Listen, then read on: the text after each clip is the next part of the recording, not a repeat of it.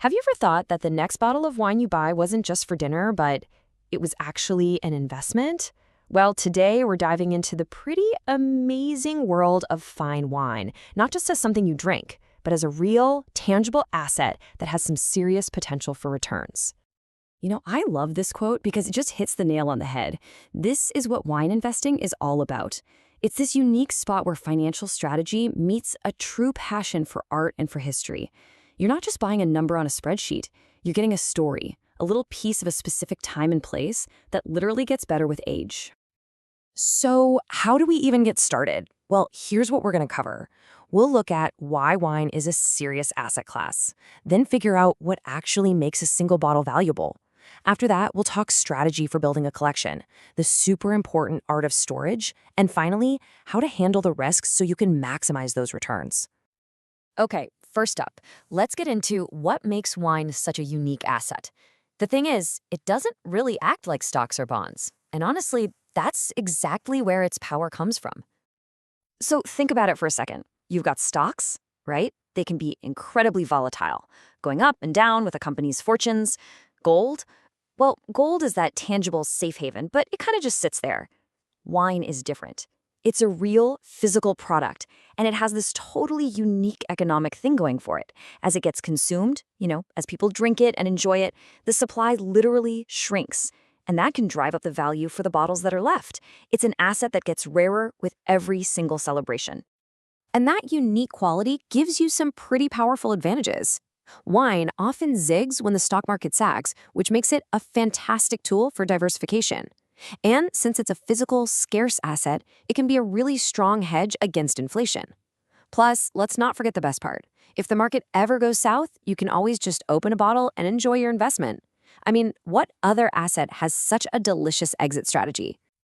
All right, so what's the difference between a $10 bottle of wine you grab for a Tuesday night and a $10,000 investment piece?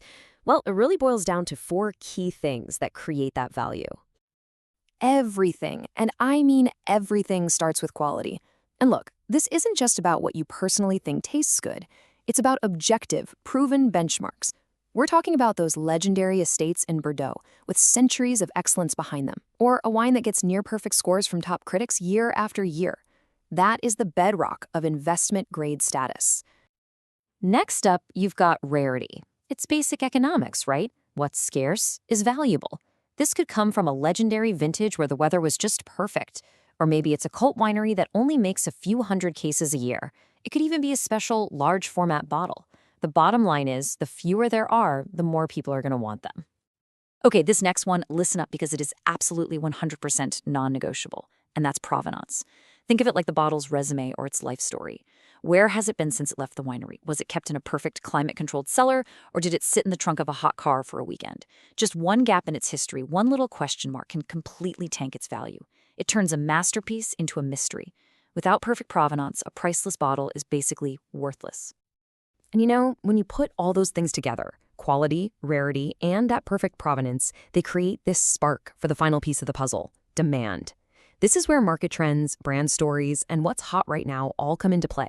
A wine is ultimately worth whatever someone is willing to pay for it, and it's that passionate demand that sends its price into the stratosphere. All right, so that's the what. Now let's talk about the how. How do you actually strategically build a collection? It's all about having a disciplined approach. The process really breaks down into three key steps.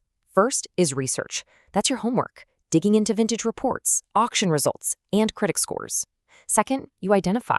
You're not just buying any wine, you're targeting specific assets that have high potential. And finally, you acquire. And this means buying from sources you absolutely trust to make sure you're getting the real deal. Now, if you're wondering where to even begin your research, you really can't go wrong starting with the blue chip stocks of the wine world: Bordeaux, Burgundy, and Champagne. Bordeaux gives you structure and a long, reliable track record. Burgundy, that's all about extreme rarity and the specific plot of land it comes from. And top-tier Champagne has incredible aging potential.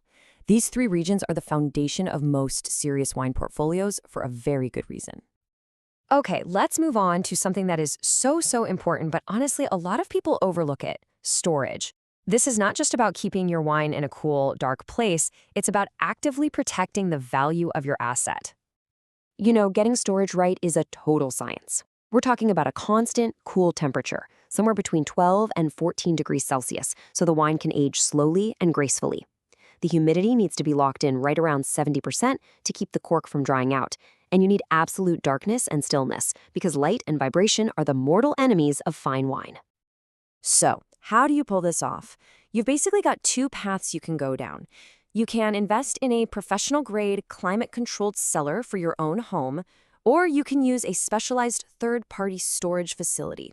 These companies provide absolutely perfect conditions and, big bonus, they often include insurance and expert inventory management, which is vital for keeping that all-important provenance in perfect shape. All right, last but definitely not least, let's talk about protecting your collection. Like any valuable asset, wine investment does have its risks. But the good news is, if you have a smart strategy, they are all manageable.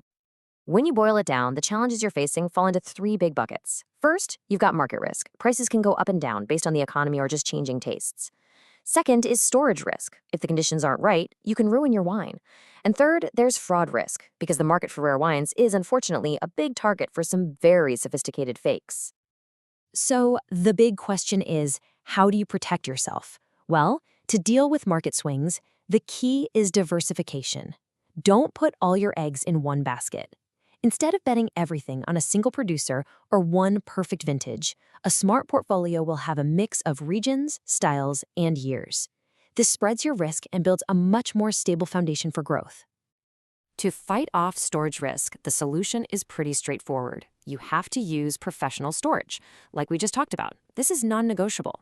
It wipes out the risk of physical damage to the wine and, just as important, it maintains that flawless record of provenance that you'll need when it's time to sell. And finally, to protect yourself from fakes, this one is dead simple.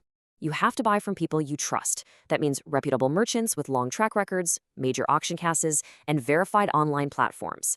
Their entire reputation is built on guaranteeing that what you're buying is authentic. So, the next time you open a truly special bottle of wine, just take a second before you pour. You might not just be holding a drink. You might be holding a liquid asset, a piece of history with a story that's still unfolding.